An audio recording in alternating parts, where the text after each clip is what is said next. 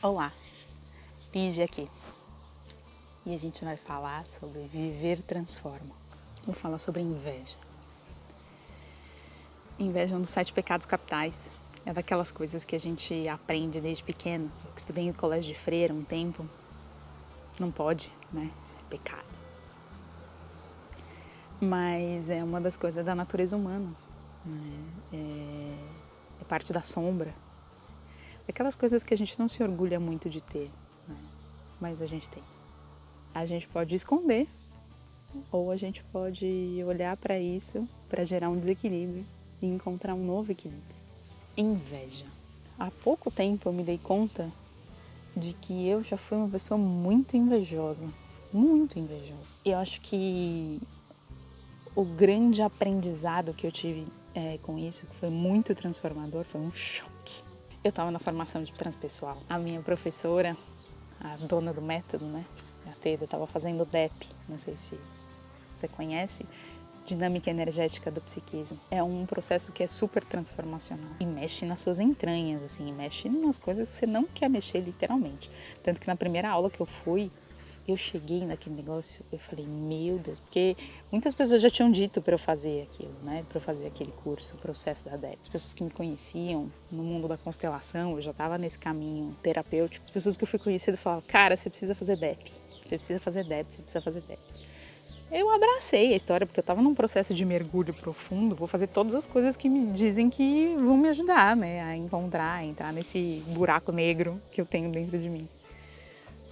Então, quando abriu a turma nova, eu fui lá, negociei, paguei o ano inteiro, são 2, 3 anos de formação. Daí eu negociei lá com a escola, já paguei à vista o ano inteiro. Beleza, fui lá naquele meu ímpeto, né, de me jogar. Fui no primeiro, era aula do final de semana, era aula sábado e domingo, o dia inteiro. Domingo até meio-dia, uma hora. E a primeira, não sei se foi a primeira, não, na primeira aula que eu fui, eu quis sair de lá correndo, não falei com ninguém, não falei com ninguém. Eu falei, gente, esse lugar é um poço de louco, não quero ficar aqui, não tem nada a ver comigo. Resistência total, né? Daí depois, no mês seguinte eu voltei. E essa segunda aula foi muito incrível, assim, foi esquisito, fui passando pelos processos e era estranho, era uma aula, a dinâmica é sempre na parte da manhã a gente fazia o processo vivencial e daí na parte da tarde a gente discutia um pouco teoria. Nessa aula, a Teda... Acá nós, nesta escola, trabajamos muito o corpo, trabajamos muito a musculatura profunda, trabajamos muito a columna vertebral, que também é yoga. Antiguamente os indianos trabalham a dança, o esporte que tem que toda a criança, todo jovem tem que praticar para liberar seu sistema nervoso profundo, liberar seu esqueleto. E quando uno libera esa posibilidad de respirar profundo, de sentir la pulsión de vida y tener autoestima y respeto por sí mismo. Eso es nossa escola. Que é quem criou o método, né? Ela tem, se eu não me engano, ela tem 93 anos. A fala dela é incrível. Tipo, você não ouve moscas passando pelo lugar, porque todo mundo fica paralisado, hipnotizado, ouvindo a Teda falar com toda aquela sabedoria que ela fala por todas as células dela, você vai absorvendo e vai te tocando, né? A presença daquela mulher na mesma sala que você já dá uma tremida, assim. E esse dia ela falou sobre inveja. Antes de trazer o que ela falou, eu fiquei pensando, né? Cara, eu sempre fui muito invejosa, né? E tem umas figuras que eu invejava muito na minha vida. Eu lembro de quando eu estava na primeira série, eu estudava no colégio de freira, ia vestidinha de sainha marrom, preguiada, assim. E na primeira série, a figura que eu mais lembro é a Ana Carolina. A Ana Carolina era uma figura, era muito mais alta que todas as meninas, ela era alta, bem magra, tudo que eu quis ser na vida, sempre. E ela era muito inteligente. Sabe daquela aluna que todas as professoras amam? Muito inteligente, sério. Tipo, ela quase dava aula junto com a professora. Com 7 anos, essa é a imagem que eu tenho da Ana Carolina, tá? Se voltar lá, não sei o quanto isso é verdade ou não, mas é como a Lígia absorveu a Ana Carolina. tudo que eu queria ser era Ana Carolina. Tanto que depois, quando a gente brincava, né? Sabe essas coisas de brincar com as amigas e você muda de nome? O nome que eu sempre escolhia era Ana Carolina. E a Ana Carolina tinha um sorriso que ela tinha esses dentinhos separados, assim. Putz. E eu queria muito ser Ana Carolina. Eu invejava que ela era magra, eu invejava que ela era alta.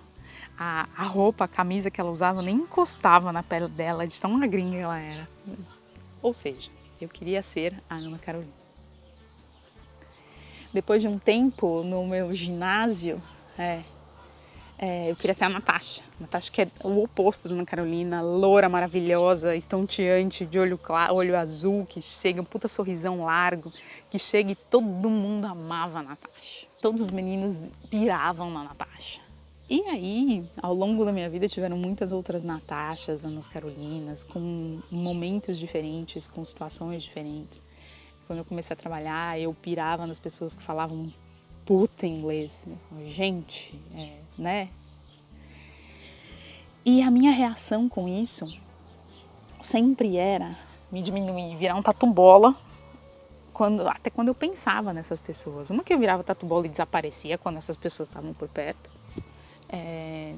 Outra que toda vez que elas vinham na minha mente, eu me encolhia e virava um tatu-bola, porque eu botava elas num patamar maravilhoso, de deusas, assim. E quanto mais eu enaltecia a particularidade, a coisa que eu invejava nelas, mais eu me diminuía.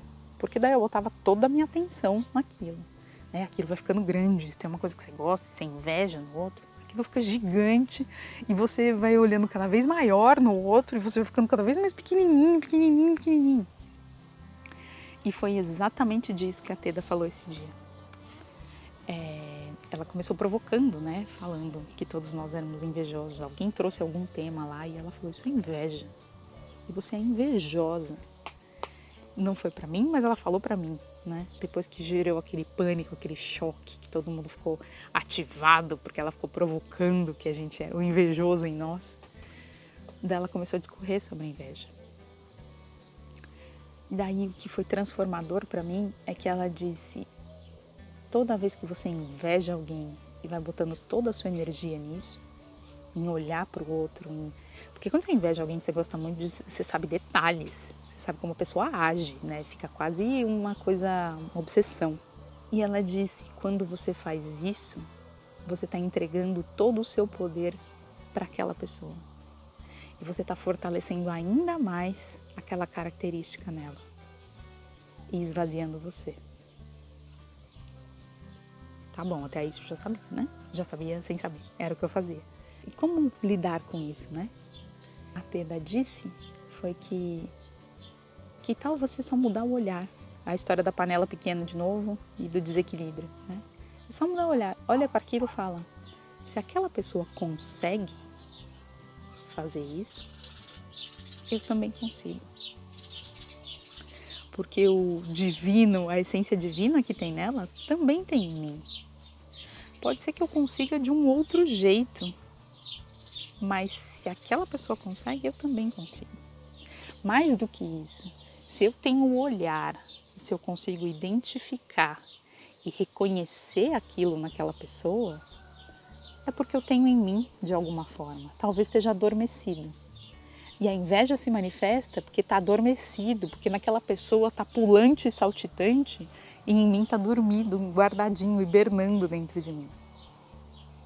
Então, ao invés de olhar e fortalecer aquilo, como é que a gente olha esse objeto da inveja, essa questão da inveja no outro e fala, tá bom, onde é que isso está dentro de mim? Como é que eu faço para acordar isso em mim? Para mim, a conclusão dessa história, o grande achado da história da inveja é que existe como a inveja não existir. Existe uma diferença tênue entre inveja e admiração, porque quando você passa a lidar, quando o que você admira no outro e você reconhece que o outro tem de bom, te desperta uma luzinha e fala, talvez eu tenha isso também, né? Como é que eu faço para acordar isso? E daí é uma relação de estímulo e não de inveja, né? Então, a partir dali, todas as vezes que eu fui encontrando pessoas ou situações que me despertavam essa história, eu falava, tem isso aqui em algum lugar em mim que eu só preciso encontrar um jeito de acessar, né? Que talvez eu não saiba agora, mas eu vou encontrar um jeito de acessar e posso desenvolver isso em mim também. E mais legal que daí tem um caminho autoral, porque você desenvolve do seu jeito. O que antes parecia assustador para mim, reconhecer que eu era assim, e me fez em geral desequilíbrio. Hoje, quando eu olho as situações, a pergunta que eu faço é: tem um outro jeito de fazer isso? E deixo. Porque às vezes vou fazer outra coisa e mudo o assunto.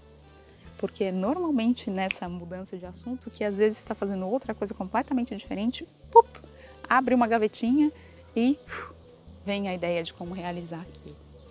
E normalmente a resposta vem.